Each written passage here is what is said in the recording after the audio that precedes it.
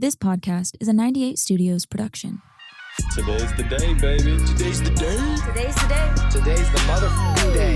Today is the day. Today's the day. Today is the day. Today's the day.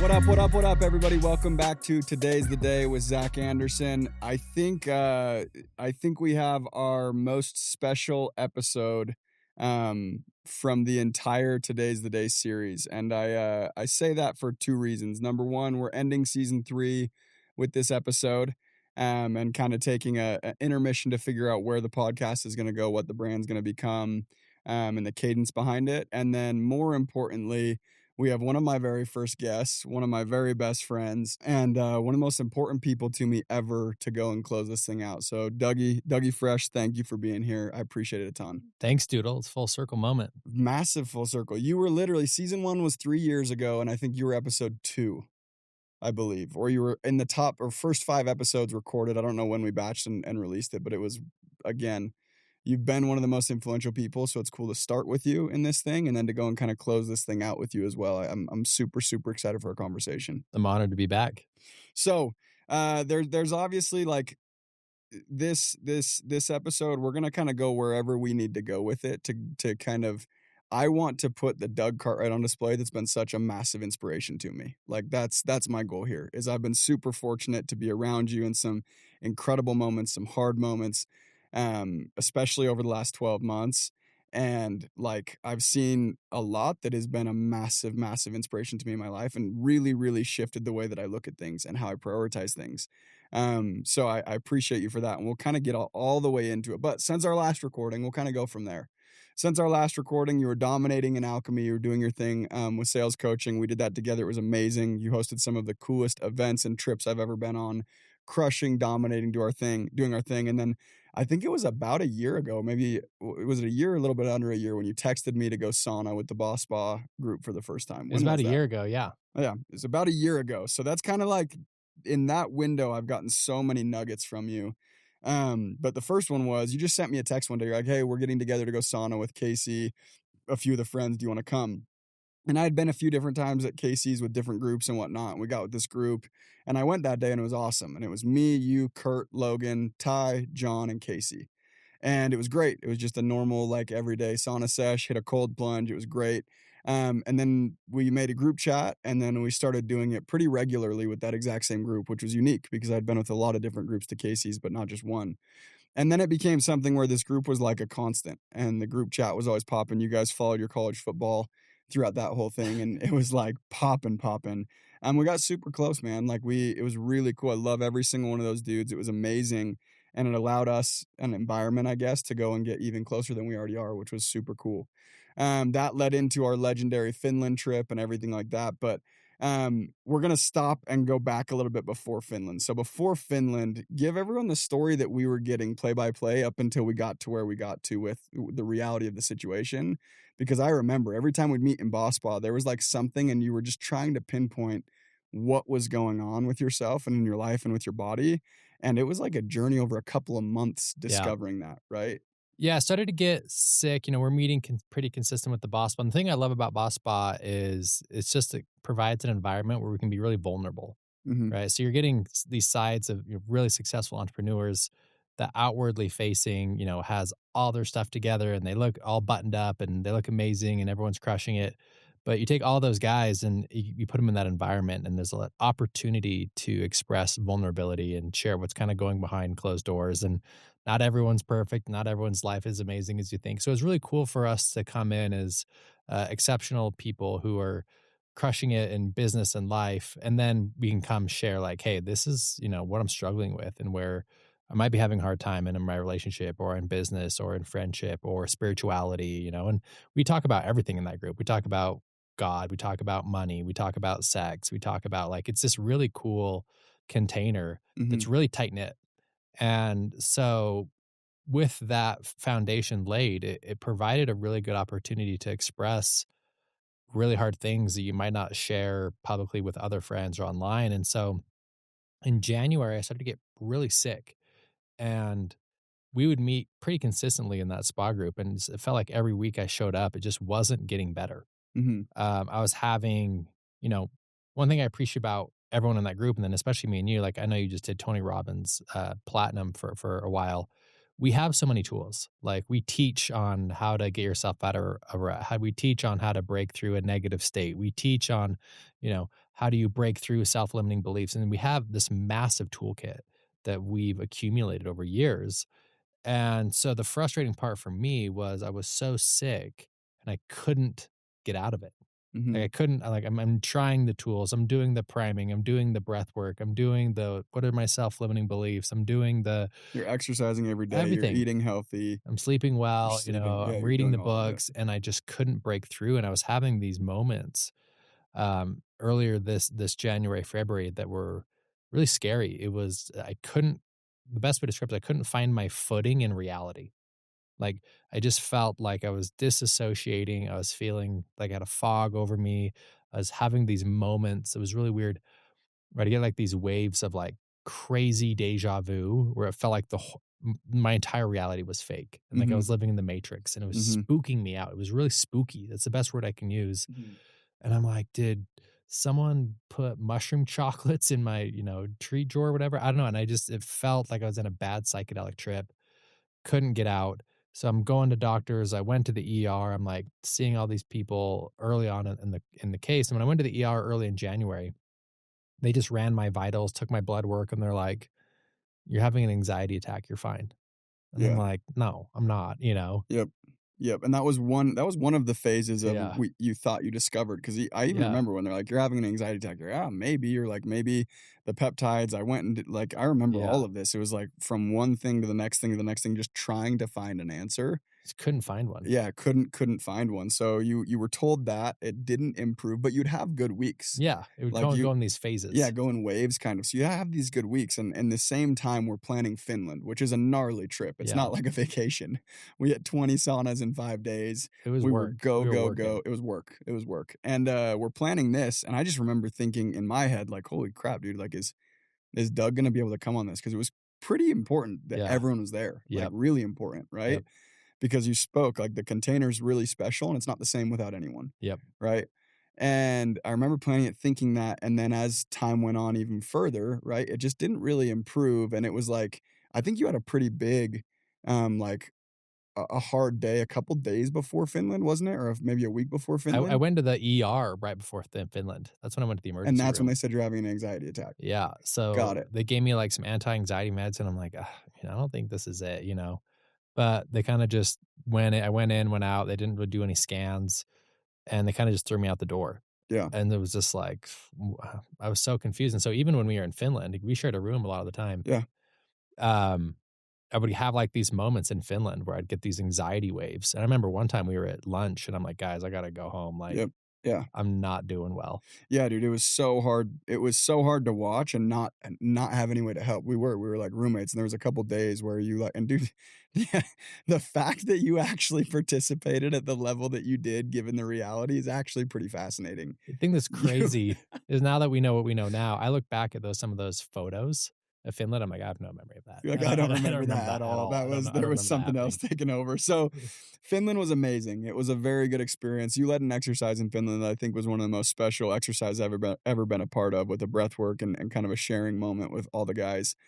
And it was just picture perfect. That trip was amazing. I learned a lot of things. We'll talk about those things, but I want to get through the timeline of the reality and then talk about the lessons that were kind of hidden Mhm. behind every little corner. I remember we get home, we do boss spa after Finland, right? And this was when the black mold theory kind of came to be. I remember when you explained, I'm like, oh, that makes so much sense. Yeah. So we're all in the sauna. You come in and give us that story. Yeah, well, I just had like I went to my neighbor's house. She invited me. She's a really nice neighbor. Invites me over for coffee one morning, and I remember thinking like I gotta. Even though I was feeling totally disassociative, I felt really sick. It felt not in reality. I'm like, I just need to go talk to her, like be a good neighbor. And she invites me over and she's like, "How are you doing?" I'm like, "Honestly, I'm doing awful. Like, I'm having some sort of mental health thing, like, can't figure it out, which is so bizarre for me. I'm like, I'm feeling really disassociative with life. I like can't find my grip on reality." Like, she's like, "Oh my gosh, I've had something similar happen." I'm like, "You have?" She goes, "Yeah, it turns out there was a leak under my AC unit Mhm. and it grew mold and it was blowing mold through the house. And I had like this crazy reaction to the mold. Mhm. And then in my head, I'm like, oh my gosh, that's what it is. Because about a month after I moved into my house, my sink flooded and like literally water going down the walls in the basement, like really bad water damage. Mhm. And it was just like, aha, we figured it out. It's Yeah. mold. And I was so excited Yep. because I'm like, I finally have an answer. I remember Like, that. like I can get out of this hellhole, like Yeah. this mental, it literally is a mental hell. Yeah. And so I'm fired up. I'm all excited. Oh my gosh, I'm finally gonna get back to normal. I'm gonna get my life back. And so I got all my stuff and moved to my sister's house. And like for a day, I felt better. And I think it was just because the adrenaline. Yeah. I was just like all fired up. I was super excited. And so for a day, I'm like, oh my gosh, I'm back to normal. It's all good. Yeah. 'Cause you were craving a solution so bad, I or an was answer. totally. You were craving an answer, and if that answer was mold, the solution was get away from it. So you felt like it was crazy to watch because it was like getting these daily updates of like, okay, like we're on the sidelines watching with like similar emotions though. I Yeah. was so freaking relieved when you came that day and you're like, it's black mold. I'm like, oh my gosh, thank goodness, dude. Yeah. Like this stuff was just heavy, right? Yeah. All the way around. And then going from there, obviously. Well, that was crazy is the headaches got worse. Yeah. Like my headaches started getting worse and worse because it was like this disassociation, mental psychosis, and then headaches started happening. And I'm like, what is going on? Like I'm out of the environment where the mold is. Why is it not getting any better? And I remember, there was one boss spa in particular where I remember like breaking down. I'm like, guys, this is the hardest thing I've ever gone through in my life. The last 3 months have been the hardest 3 months of my life. And I can't figure out what's going on. And it's like, I got out of the mold house, but like didn't really work. Mhm. Like it kind of got a little bit of relief, but like my headaches are getting way worse. And then in March, end of March, I actually was feeling so sick. Mhm. And I remember I was like on my sister's bed.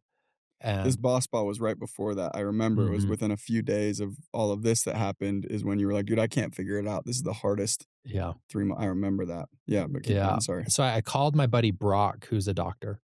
And I'm like, dude, tell me about mold because I am like so sick from this mold poisoning in my house. Like I'm getting way worse. And he's like, you're out of the environment? I'm like, yeah. And he goes, dude, I just don't think it's mold. I'm like, no, it is for sure. Like it's mold. And he's like, no, like for you to be this sick from mold exposure and you're not even living in that house anymore, you'd have to be like licking black mold. He goes, you need to go to the ER. It's not mold. And I'm like, cause in my head, I'm like, I already went to the ER. I don't have insurance. And so like it cost me like a couple $1,000 to go to the ER the first time and they didn't do anything. Yeah. And I'm like, I'm not going to go waste a couple grand for them to just check in and check out. Yeah. And he's like, I think you need to go in. And so my siblings all kind of like showed up to my sister's house. And that day I was laying on my sister's bed and then my headache got so bad. I got this migraine that was horrendous, like on my knees, couldn't do anything. And I started turning yellow. Like I go back and look at some of these photos and I'm losing a bunch of weight. I'm turning yellow. And then I started throwing up a lot. Like I'm puking randomly. Mm-hmm. And I'm laying on my sister's bed and I'm like, I'm going to die today. And so I pull out my phone and I plan my whole funeral. It's in my notes app. I'm like, this is who's going to speak. This is, who's going to dedicate my grave. These are the songs I want people singing. Mm-hmm. And I'm like, I'm going to die today. Mm-hmm. And then finally my siblings were like, we're forcing you to go to the hospital. Mm-hmm. And so on March 25th is when I went in. Yeah, I remember that day. I was over there a little bit later that evening. Yeah. Was that the same ER visit? Yeah, that was, so I texted the group, Yeah. and a lot of the guys showed up, which is great. And again, in my head, I'm just thinking it's like, it's mold, it's the only answer we have. It's just Yep. mold. Yep. And so I go into the ER and at this point, like I remember we pulled up to Intermountain Healthcare and we pull up in the car and right when we parked the car to get out, I threw up again. And so I get wheeled in on this wheelchair. And I remember waiting in like the ER and I'm moaning because my migraine is so bad. Like it's just the worst pain. It felt like my head was about to explode. Mm-hmm. And then, so I get into the ER and the doctor's like, oh yeah, it's just a migraine. We'll give you some painkillers. And my mom's like, no, you're going to scan his brain. I'm like, yeah, we don't normally scan a brain for migraines. And the mom was like, well, you're going to this time. So my mom just kind of like lays down. Marge. Yeah, What an animal. Margie lays it down. Margie. And so they do a scan, kind of a base scan, and they see that a bunch of swelling in my brain. Yep. And they're like, okay, this is concerning, and we need to do a full MRI. And at this point, they gave me an opioid. And so I'm like, I'm gone. Yeah. I have like these very vague memories of being in the hospital bed. And I remember seeing you briefly, and I remember seeing Casey, and I remember seeing my buddy Scotty, like kind of these really almost like these distant memories. Yeah. And I'm like, wow. And then kind of I'm out, right? Because they're pumping me up with, I think it's called Dilaudid. It's this opioid that you're just out. Yeah. And then I kind of vaguely remember getting rolled onto the MRI table. Mm-hmm. And then that's it. And so then I'm out. And then all of a sudden I wake up and it's like 6 a.m. The sun's like coming in through the window. And I'm like looking around the room, the ER room. Everyone's gone except for my mom. She's on like this couch. Mm-hmm. And she's asleep. And next to her is a little garbage can, and it's filled with tissues. And I'm like, what's going on? And I'm like, Mom. And she kind of wakes up, and she's like, why am I still in the hospital? Like, what's going on? Mm-hmm. And you can tell that she's like choked up, and she's been crying. Mm-hmm. So I have to show you something. And she pulls out her phone, and she opens up this video of this doctor that comes in at 1 a.m. She's by herself. Everyone's left. Shows my mom the MRI, and she shows like, yeah, your son has a massive tumor in his brain. This looks really aggressive, and this looks very, typical glioblastoma, which is the most deadliest, fastest killing brain cancer. And in the video, I can hear my mom start to cry. I can't watch the video ever again. She starts to cry and then stops the video, and I'm just like, oh my gosh. Oh. And she's like, yeah, you have a huge tumor in your head, and you have to go into emergency surgery immediately. And I'm like, what? Yeah. Like, what are you talking about? This was mold. That's mold, In my head, I'm like, what do you know? She's like, no, it's not mold at all. There's no mold. You have a brain tumor. And I remember just being like, wow. And I remember my mom told me later, she goes, the way you responded, you just were like, okay, yeah, this is what's going on. And I remember being like, yeah, like, I have a brain tumor. Here we go. And I remember the first thought that went to my mind, and I haven't shared this on any other podcast. First thought that went to my mind was, as you know, I love Michael Singer, right? He wrote The Untethered Soul and The Surrender Experiment, and he has an online course that I've devoured. I've listened to every one of his podcasts. I bet I've consumed almost 10,000 hours of his work.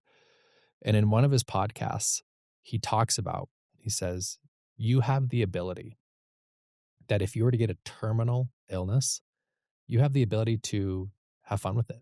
You can get excited about learning about cancer. You can get excited to learn about the doctors and medicine. And I remember that was my first thought.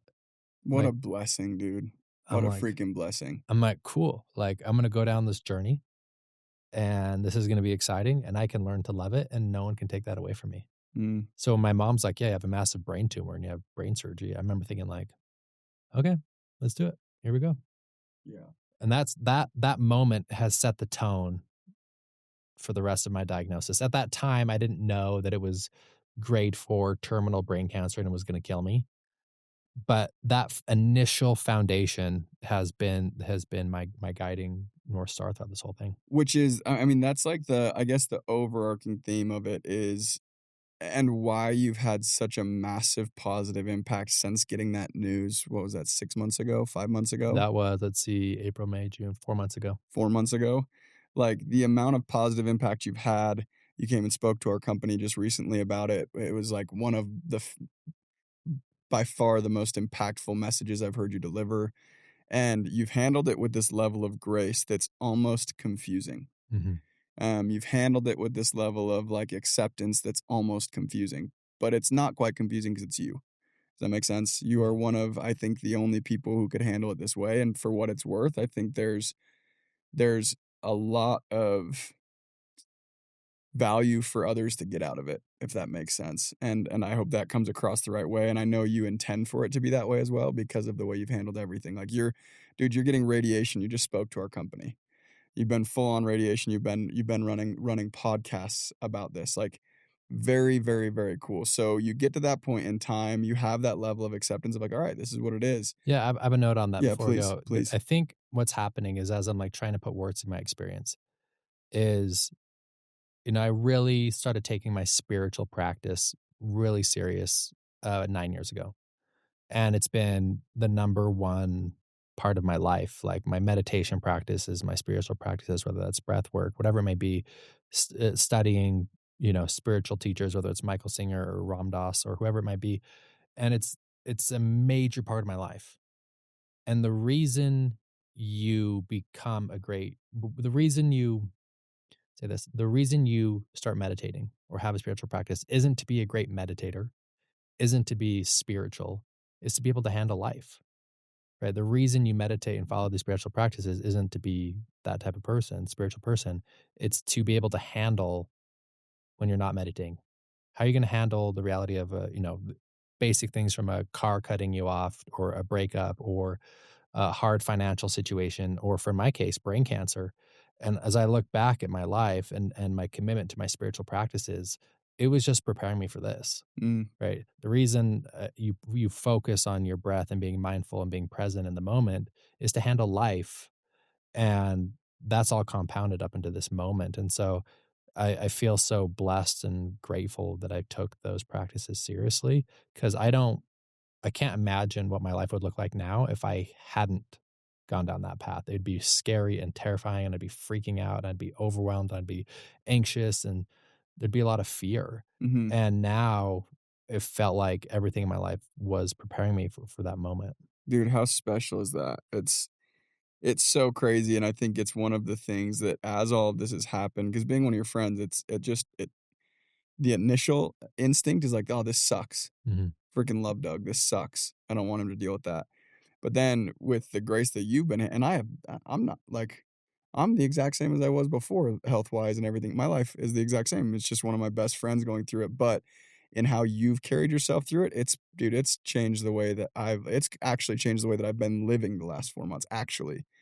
And that's really, really crazy because I have massive exposure to you already. Like, it's not like it's, oh, I found a reel of someone who really inspired me. It's like, no, I am firsthand seeing somebody go and put into practice everything that they've learned and everything that they've taught.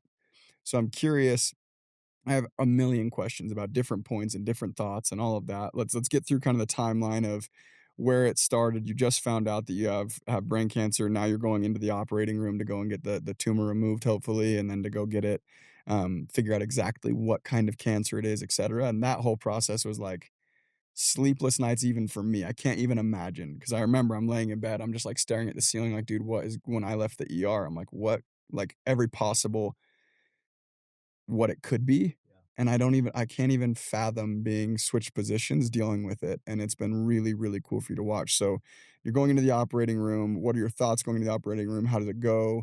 What does the biopsy come back with? And then what happens since then? Yeah, so go into surgery the next, or 2 days later. They were going to go to surgery the next day, but the surgeon wanted his team to have a full night's rest. Didn't want to rush it first thing in the morning. So we go to surgery Friday morning, 6.5 hour surgery. Pin my head down to the table. You can kind of see the scar here. They cut me open here. In 6 hours, just pulling this tumor out. And so they got full resection, meaning the whole tumor came out, which is And this tumor was the size of an iPhone.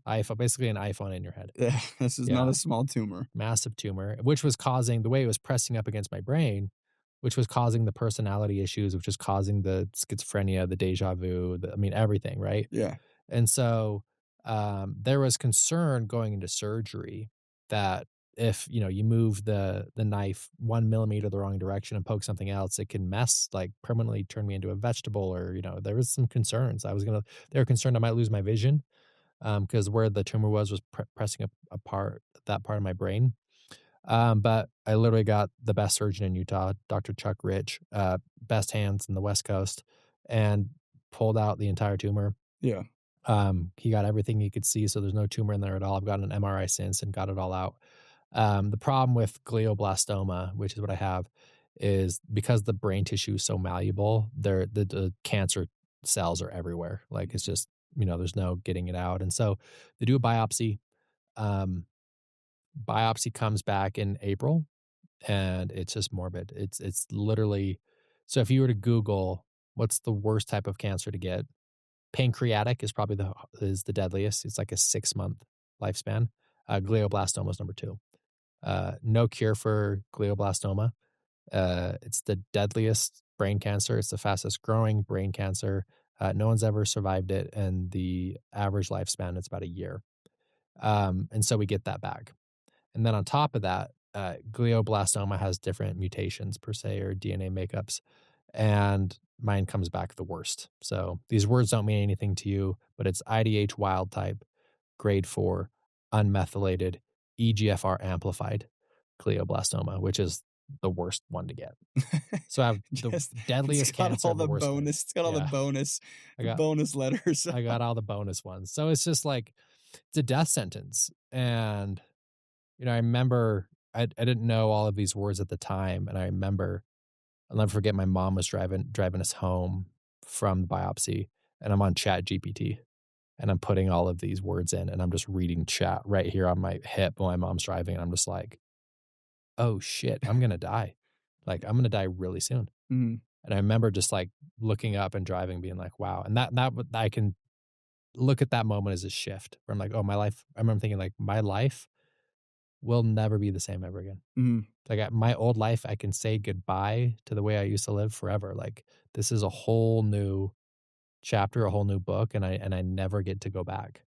And I remember just kind of sitting in silence, and my mom was sitting in silence. And I'm just like, wow, like, I'm actually going to die. This is crazy. Yeah. And talk about earth shattering. Yeah. Yeah. But it wasn't this like devastation, crumbling. I think it has been for some family members and my mom. For me, I've never crumbled under it. I've had moments of intense grief, but overall, I think I've stayed pretty sturdy throughout. Well, dude, that's actually like one of the biggest things. One of my biggest takeaways has just been like, you're a walking, living example of, you cannot control your circumstances or what might happen to you, but you can completely control your reality. Yeah. And like, dude, I remember it was less than 2 weeks after the biopsy results came back, and I had visited you a few times, but one of the times that I had visited you when we were going on a walk, you're like, dude, think about how much better of a speaker I'm going to be. Think about how much better of think about how much more interesting my book's going to be, because you're writing a book, and like, think about how good my keynotes will be, and think about how good I can coach, like, while like going through this. I'm like, dude, and then you're doing it, by the way, which is insane. You just gave a training. We'll dive into that in just a minute, to the company that was amazing. But like, that's what shocked me. I remember hearing that as I'm walking with you. And like, for me, it was like full gut punch grief, which is so dumb. Like, I'm not being impacted. I just love you. And I'm like, dang. And I'm all down in the dumps about it. And then walking with you, you're smiling, you're enjoying it, and you're talking about that. And of course, there were moments where you expressed how hard it is, more so because of the implications it'll have on the people that you care about. Yeah. But I was like, holy crap, dude, like, if that can be I literally remembered I was driving home from visiting you, and I told Simone, my fiance, I'm like, it makes every single problem feel small. And I think I'm really guilty of allowing problems to feel way bigger than they need to feel, or way bigger than they actually are. And that's been one of the most inspiring things ever, is watching you not only accept it, but embrace it, and then create the reality that you want within the circumstances that you've been dealt. Yeah. Which is super, super cool. So going along that, then you start your process of like, I feel like this is when you enter Doug mode of like, okay, like, let me go see if there's any chance. And I remember in the Boss Spa group chat, you started sending the CAR T videos, and you're like, this is insane. This is literally like, talk about that a little bit. And then how it ended up happening, you forced it into reality. You literally forced it in reality. And I watched it. It was really cool. Yeah, I think, the healthcare in America is crazy. And there's a lot of people out there who have your best interest for sure and are helpful. And I'm a big believer that doctors are good people and are actually inspired by God. And they're just overwhelmed with the care. And so they kind of they offer you the standard of care, which is chemo and radiation. But there's so many new trials that are turning on and turning off, and every university is trying new things. So you don't really have any support as far as what trials are available. So you kind of see your oncologist, and I love my oncologist up to you, Dr. Coleman, Howard Coleman. He's amazing. But he has so many patients, and each kind of different type of tumor is different. So in each clinical trial, you have to have different requirements. And so you're kind of on your own to find a clinical trial. And so luckily, I mean, the time of life when I got cancers, we have AI, ChatGPT and Claude. So I just took my oncology report, type of tumor I have, and I plugged it into Claude. And I'm like, search the entire internet and find me a CAR T trial. So what CAR T is so everyone listening to this podcast has had a cancer cell in their body at some point. And we all have natural cancer killing T cells. And so we all have T cells, and they can find cancer and they just kill those cells immediately. It's a really seamless process.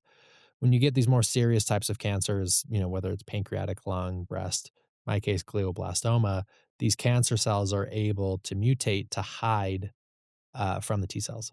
Got it.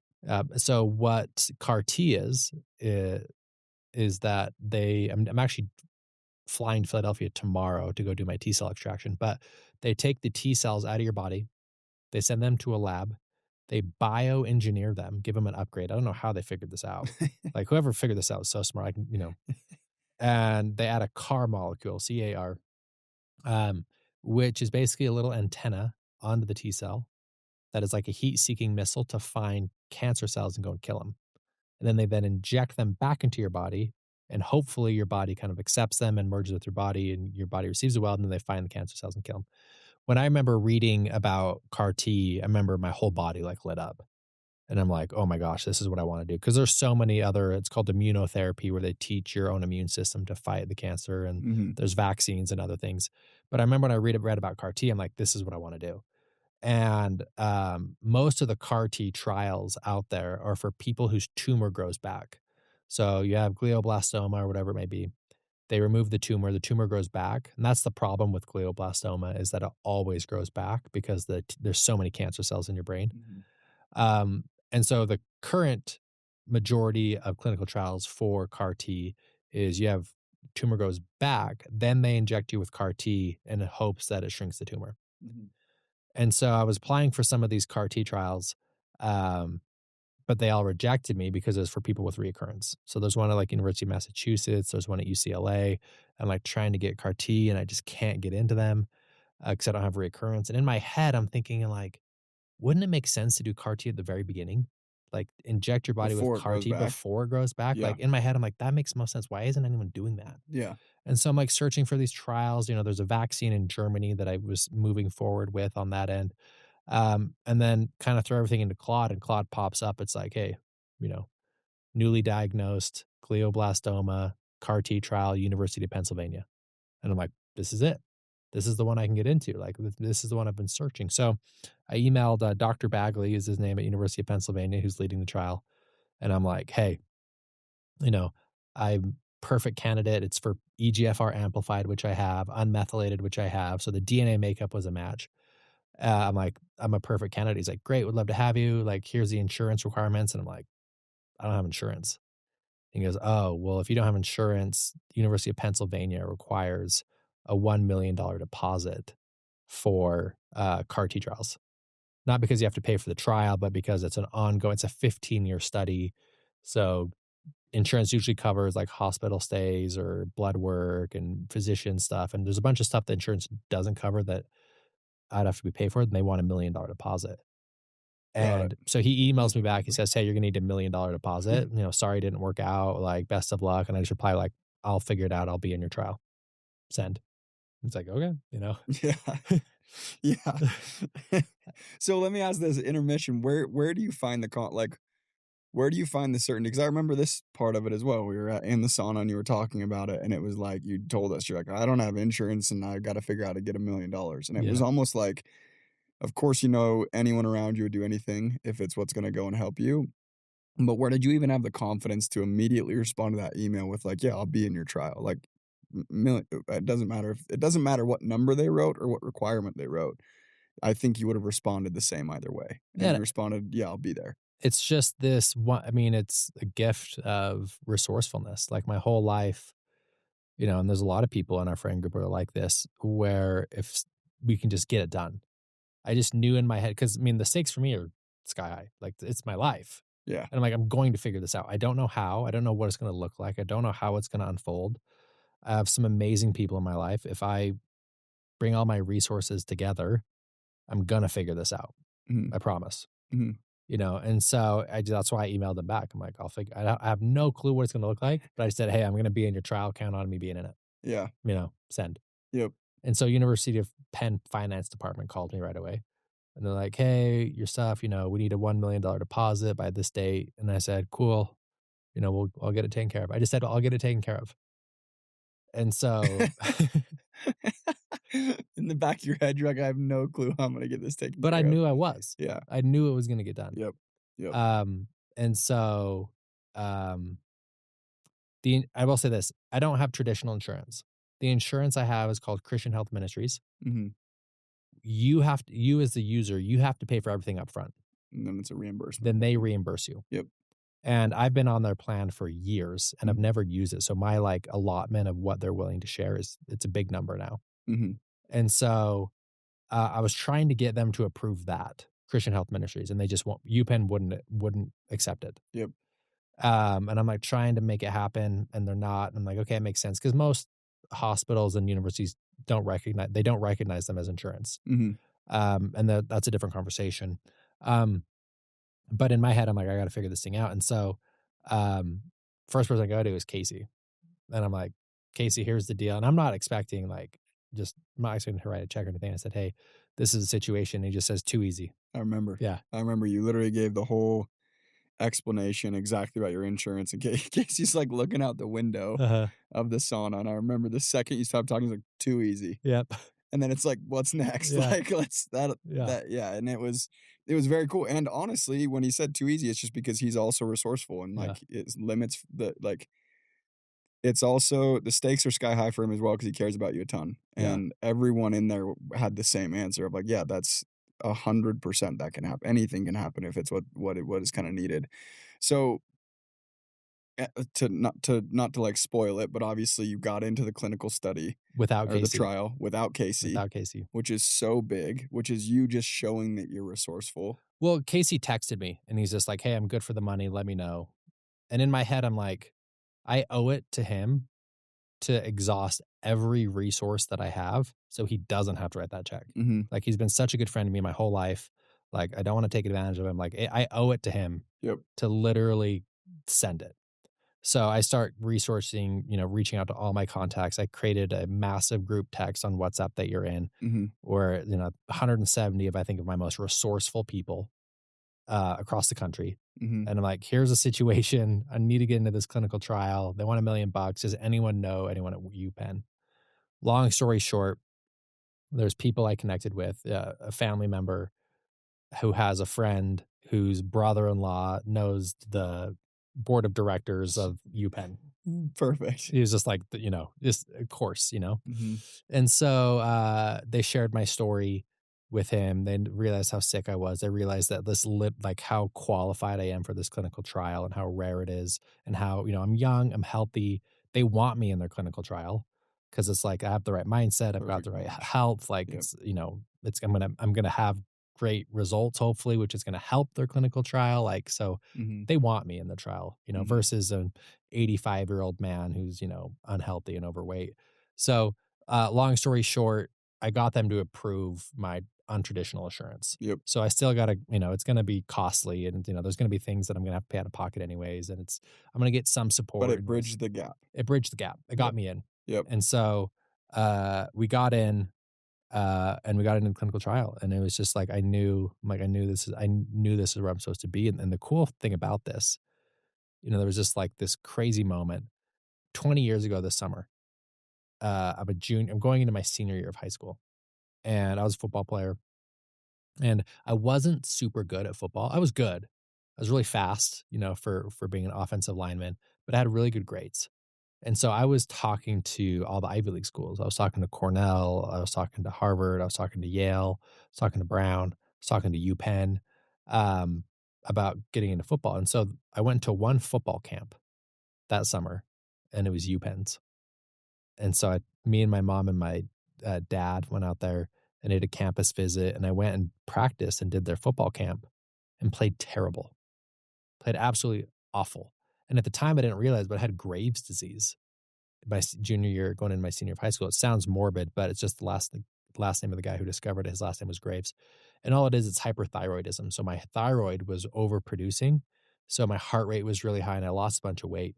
And so because of Graves' disease, I played really bad at camp and I didn't get in. So I didn't get into UPenn. And so I was really bummed because in my head, it was like, oh, I'm going to go to Wharton Business School and I'm going to go, create this epic business. And that was my whole life path. Yep. And I didn't get in. And then fast forward 20 years. 20 years later, almost exactly. Going exactly back 20 to years, UPenn. Finally get back into UPenn. And this time it's for a clinical trial to hopefully extend my life. It's amazing. It's amazing. Dude, it's so one of the main reasons that's like the story is mind-blowing because it's so heavy or could be so heavy and because it's so like this is the most extreme of extremes. And in the most extreme is the opportunity for the biggest lessons to be learned and the biggest lessons to be taught. Mm-hmm. And as I've watched you and as I've been like an observer of all of it, like I know for a fact you've practiced a lot of things that you learned for the last 9 years of you being on your spiritual journey. Like I know you've practiced things that you already knew. My question for you though is, what have you learned since that biopsy came back or the news from your mom came? Like, what have you learned since then that might not have come as naturally of like okay, I need to own this, I need to accept it. What have you learned or what's been an unexpected challenge that's brought a lesson, and what's that lesson? I think the biggest shift for me in all of this is experiencing the shift I'm feeling and realizing that what I thought was the magnitude of my life is just a lot smaller. And what I mean by that is when you're so caught up in your anxieties and your struggles and money and relationship and, what's going on with my career, you kind of miss sometimes, you don't fully see the overarching picture. Mm-hmm. And as much of, Doug's life is important, I'm connected so much deeper to my soul, to my essence, whatever you want to call it, spirit, essence, whatever it is, soul. I'm connected to my soul and I'm starting to see that Doug's life just isn't as significant as I thought it was. And that's not it's not a negative thing. Mm-hmm. It's actually a beautiful thing. You're realizing there's a lot more. It's so much more. Yeah. It's so much more. And it's so beautiful and we're all connected. And I mean, I'll be bold enough to say this, but I know, I would never have said this before my diagnosis.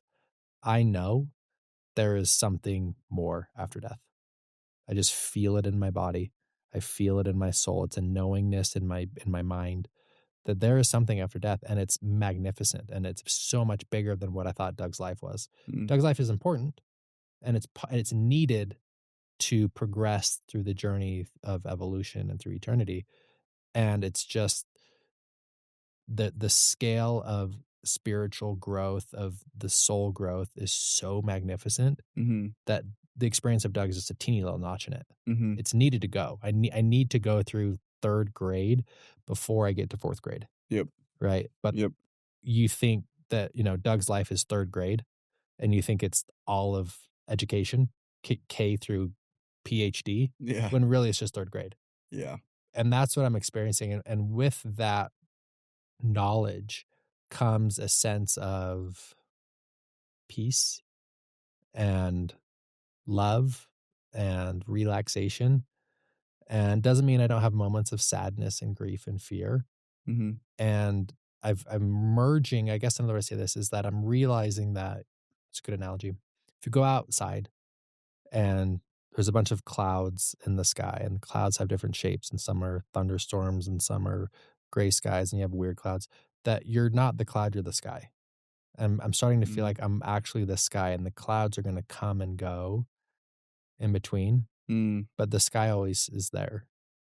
And that's kind of the experience I'm having through all of this is I'm relating more to being the sky and not the clouds. Mm-hmm. And it's going to sound fluffy Hallmark card, but like it's all about love. It's just love is the thread that connects all of us. Mm-hmm.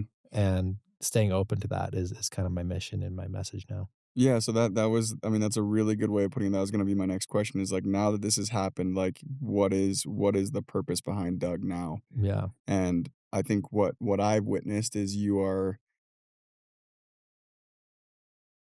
delivering like the most perfect example of how to live through love, even when circumstances aren't exactly how you'd write them up. Yeah. And I have a couple more questions for you. Like, throughout the whole thing, with as much grace as you've handled it, and as amazing as you've been through it, and the messages that you've delivered, and the wisdom that you've shared, there have been moments of grief for sure, because it's just a, as far as third grade, it's a pretty big deal in third grade, Mm-hmm. right? Um, what have been the hardest parts about this whole reality for you? I mean, it's my mom, it's my siblings, it's my friends, it's you, it's it's like that's the hardest part about it. If I didn't have any friends and no family, I'd be like, let's just wrap this thing up, Yeah. Can we end this early? You know? Yeah. And that's fine, I'm ready to go. But no, it's watching my mom cry. It's watching, I got a phone call from my sister or a voicemail the other day and she's sobbing, and it's just really hard to watch those that love and care about me are gonna suffer when I die. And that they're gonna grieve and it's gonna suck for them. Mm-hmm. And it sucks to be the source of so much pain for those that I love and care about. On that, for that, like what is something that, and I know you've already said it, you're not going to leave anything unsaid, of course, but like just to have it in a moment of time recorded for whoever may bring grief to, like what would you want to say to them? Yeah, it's just kind of the same message is I think one of the highest ways you can live and kind of the goal for my life now and the insight I wish I had years ago before kind of got onto a spiritual path is can you keep your heart open in hell? I'm going through hell right now. Literally, my body is burning. That's what's happening. My body is burning. My body is stopping to work, is stopping working. Can I keep my heart open in hell? And that's kind of the message I have for everyone is you're gonna have moments in life that are gonna be hell. Mm-hmm. You're gonna suck. People are gonna die. You're gonna lose jobs and relationships, and you might go bankrupt. And economies are gonna change, and industries are gonna go out of business. And it's gonna happen. Wars are gonna happen. Can you keep your heart open in hell? And I think that's the highest path in life you can live. And that's what I would just say to everyone is like that's your mission. Mm-hmm. Is stay open. Can always stay open. Stay open to love. Stay open to connection. Stay open to growth, even when it's really hard. Yeah, that's so good. It makes a lot of sense. Doug, everybody freaking loves you, man. I think to end this thing on an upper note, or on like a very, very impactful note, and I'm gonna leave it up to you as far in depth as you want. I don't want to spoil one of your new keynotes or have you go give a whole new keynote on recording by any means, but like the most impactful, and I'll let you take this as far as you want, the most impactful lesson that I've ever learned from you, and there's been a lot. You're one of my first coaches, one of my best friends in the industry I got into when I was young in the industry. You were like the guy. Um, you gave probably the most profound, like if I were to sum it up in all the one-liners Doug's given, like the most profound one you just gave in a training to us, and you just said, it's perfect. Mhm. And you were talking in regards to your situation and your cancer and everything, and you just said it's perfect. And obviously there's more to it, but I'll let you kind of finish on what you mean by it's perfect, as in as much depth as you care to go.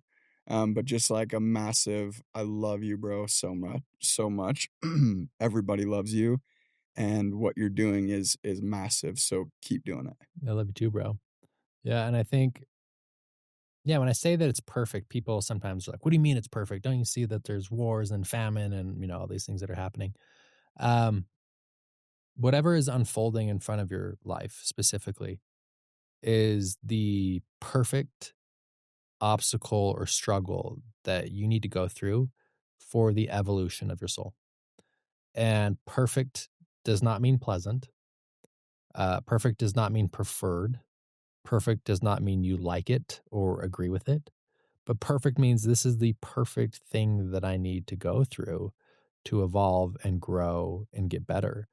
And can you shift your perspective on struggles that are in front of you rather than like, why is this happening to me? Or how can I change this? Or how can we fix this? Or how can we get rid of it?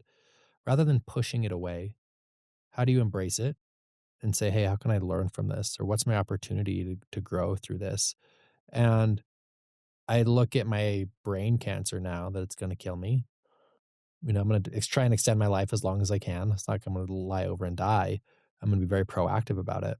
But I know that this is the perfect thing that I need to go through for the evolution of my soul. And when I look at the bigger picture, I'm a big believer that Earth is a school where souls come to evolve.